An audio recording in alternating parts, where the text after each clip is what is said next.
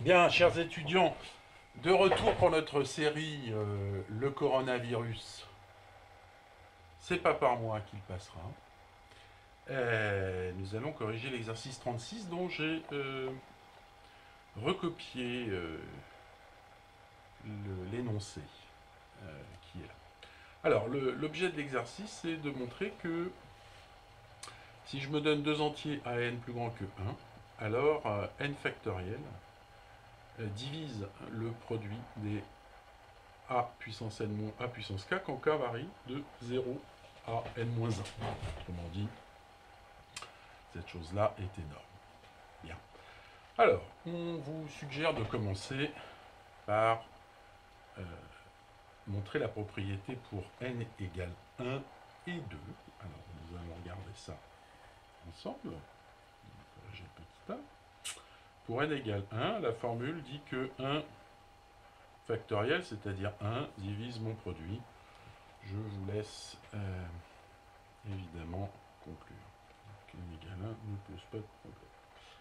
Pour n égale 2, il s'agit de montrer que 2 factoriel, c'est-à-dire 2, divise le produit de k égale 0 à n-1, c'est-à-dire de k égale 0 à 1. Donc il s'agit de montrer que ça divise a carré moins 1, facteur de a carré moins 1. Bien, alors comment montrer ça? Bien, il suffit de montrer que l'un des termes apparaissant là-dedans est pair. Donc il suffit de regarder a carré moins 1 que je peux factoriser par a moins 1, a plus 1 et a carré moins a. Donc ça me fait... Je vais commencer par factoriser ce terme-là. Donc j'ai a moins 1, a plus 1. Et ici, je vais avoir a fois a moins 1, ce qui au total me donne a moins 1 au carré, a plus 1 fois. Bien. Eh bien, si a est pair, eh bien 2 divise a. Et donc 2 va diviser le produit. Et si a est impair, eh bien 2 va diviser a plus 1, il va aussi diviser a moins 1. Vous voyez, nous sommes d'une grande richesse. Hein. Je divise chacun de ces termes-là. Donc dans tous les cas, eh bien, je vais diviser le produit. Et donc ma propriété est bien vraie pour n égale 1 et 2. Bien, nous passons maintenant au cas n supérieur à 3. Bien, on ne va pas faire de récurrence. Hein. On va examiner ça grâce aux évaluations périodiques. Alors, petit 2, on considère un entier n supérieur à 3. Et alors, avant d'attaquer les questions A, B, C, hein, on se donne un nombre premier P. Avant d'étudier les questions A, B, C, on va faire un calcul général sur l'évaluation péadique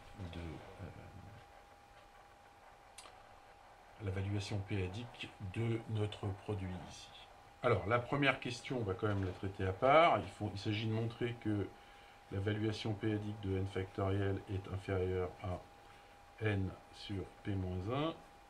Mais ça, c'est une conséquence de l'exercice sur la formule de Legendre, auquel je vous renvoie. En fait, on obtient même, hein, je vous rappelle, une majoration un petit peu meilleure. On a la majoration n-1 sur p-1 en partie entière. Donc ça, c'est une conséquence de la formule de Legendre, de l'exercice sur la formule de Legendre, corrigé par mes soins précédents. Alors, pour le petit b et le petit c, on va faire un calcul général, comme je vous l'ai dit, de l'évaluation péadique. Je vous rappelle la propriété très importante de l'évaluation péadique, c'est que si vous vous donnez deux entiers relatifs, l'évaluation péadique d'un produit, eh bien, c'est la somme d'évaluation péadique. Or ici, dans notre exercice, il y a beaucoup de produits. Alors, on va étudier ce produit et on va appliquer cette formule sur l'évaluation péadique. Donc, je somme de 0 à n-1 à n-ak. Et vous voyez que l'exposant ici est toujours strictement plus petit que n. Donc je peux factoriser par AK chacun de ces termes. Ça va être le produit des AK, facteur de A puissance n-k-1.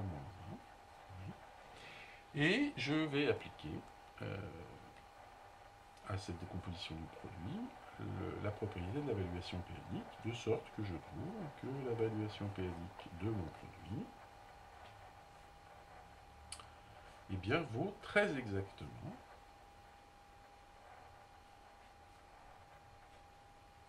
la somme des sommes de valuation, c'est-à-dire la somme pour k égale 0 à n-1 de valuation périodique de A puissance k, mais à nouveau j'utilise cette propriété-là, donc ça me fait k fois la valuation périodique de A, plus la somme des valuations périodiques de ces termes-là, de k égale 0 à n-1 de Vp de A n-k-1. Très bien. Alors, on va s'arrêter 2 minutes sur cette somme. Ici, Vp de A est une constante, ça peut être nul, évidemment, mais c'est une constante, je peux la factoriser. Et donc, il me reste la somme des entiers de 0 à n-1. Et la somme des entiers de 0 à n-1, eh bien, j'ai une formule bien connue qui me dit que c'est n-1 sur 2. Donc ça, c'est la valuation périodique de 1 fois n-1 sur 2. Ça, c'est pour cette première somme. Et puis la deuxième somme, pour l'instant, je n'y touche pas. Alors, je n'y touche pas, mais je constate une chose intéressante, c'est que les valuations périodiques ici, ce sont des entiers, donc elles sont toutes positives. Donc la valuation périodique de ça, c'est certainement plus grand que là, chacun des termes de la somme ici. Chacun des termes ici est positif.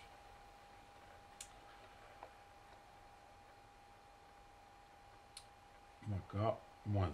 Voilà. Très bien. Et donc là, on peut attaquer, on revient à l'énoncé, on peut attaquer le petit b. Une fois qu'on a cette formule, c'est une égalité. Eh bien, le petit b, il vous dit qu'on suppose que Vp de 1 est plus grand que 1. Oui. Donc ça, c'est positif. Donc j'ai ma valuation périodique qui est plus grande que ce terme-là, mais ce terme-là étant plus grand que 1, bien c'est certainement plus grand que n, n-1 sur 2. J'ai donc Vp de n des produits, pardon. Donc n-1, k égale 0, n-1 de an moins ak, qui est certainement plus grand que n, n-1 sur 2. Mais on vous demande de montrer que ça, c'est plus grand que n. Donc en fait, il faut vérifier que sous les hypothèses, j'ai bien n-1 sur 2, qui est plus grand que n. Question.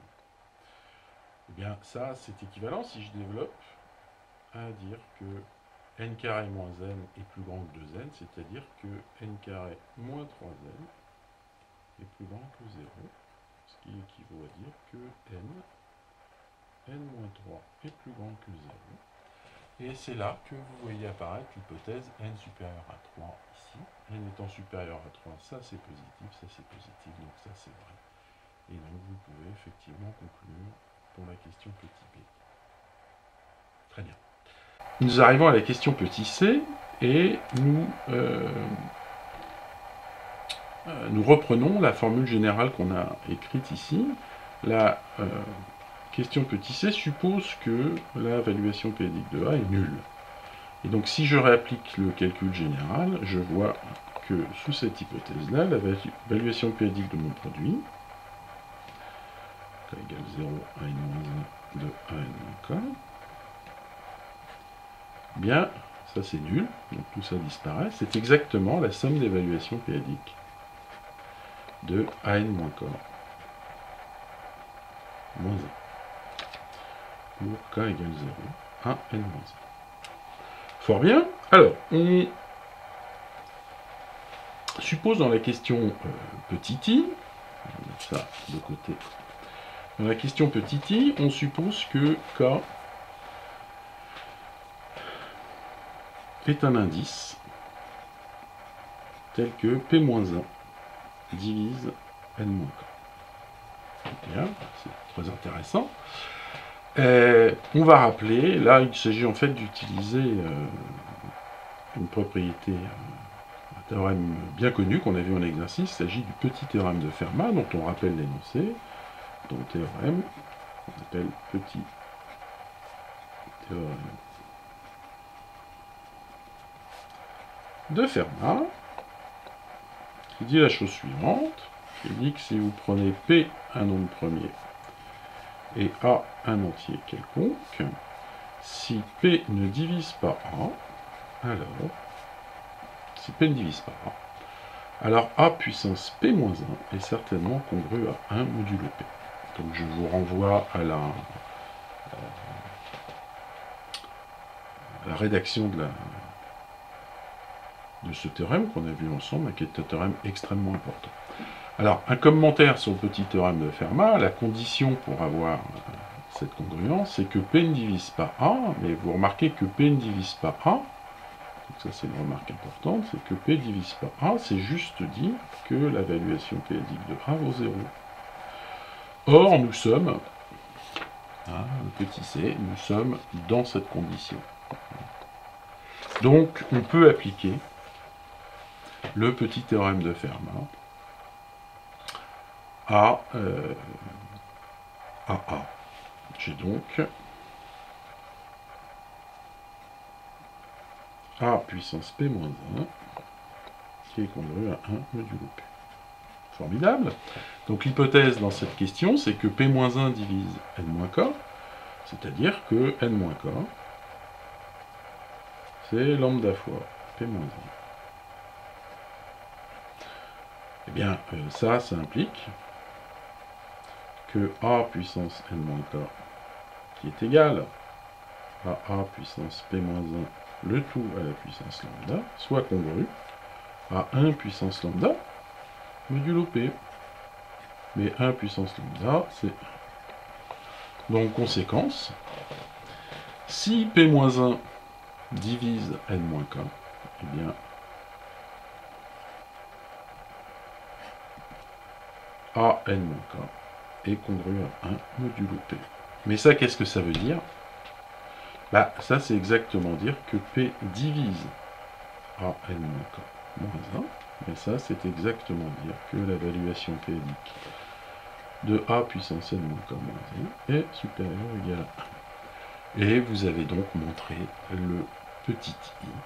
Si jamais K est un indice tel que P-1 divise N-K, alors la valuation p-adique de A puissance N-K moins 1 est plus grande que 1. Donc c'est une conséquence du petit théorème de Fermat. L'argument central se trouve. Alors petit 2i, on vous demande d'en déduire que la valuation du produit qui nous intéresse, j'ai oublié de marquer les indices ici, est plus grande que la partie entière de n sur P-1. Bien, en utilisant évidemment le petit i. On se rappelle que, je reviens ici, on se rappelle que dans notre situation, dans le petit c, cette valuation p-adique, c'est exactement celle-là. Oui. D'accord.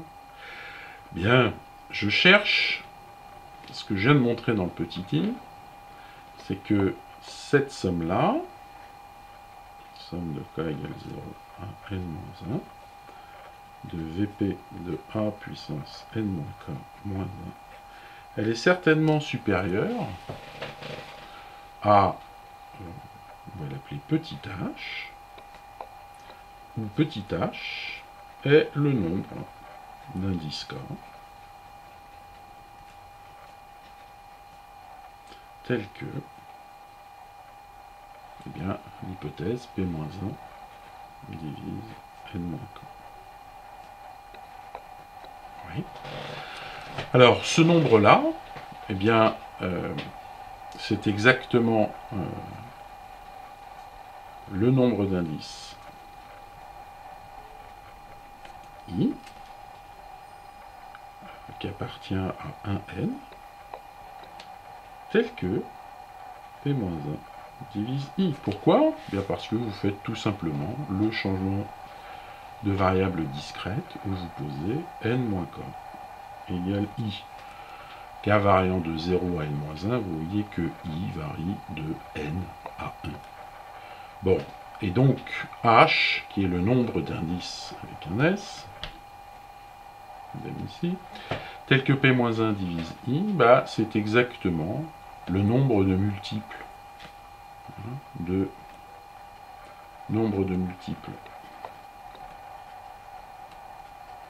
p-1 dans un n. Or ça, comme nous l'avons vu en télé, c'est exactement la partie entière de n divisé par p-1. Conclusion, eh bien, vous venez de montrer que la somme des VP de A n-k-1 pour k variant de 0 à n-1 était certainement supérieur à la partie entière de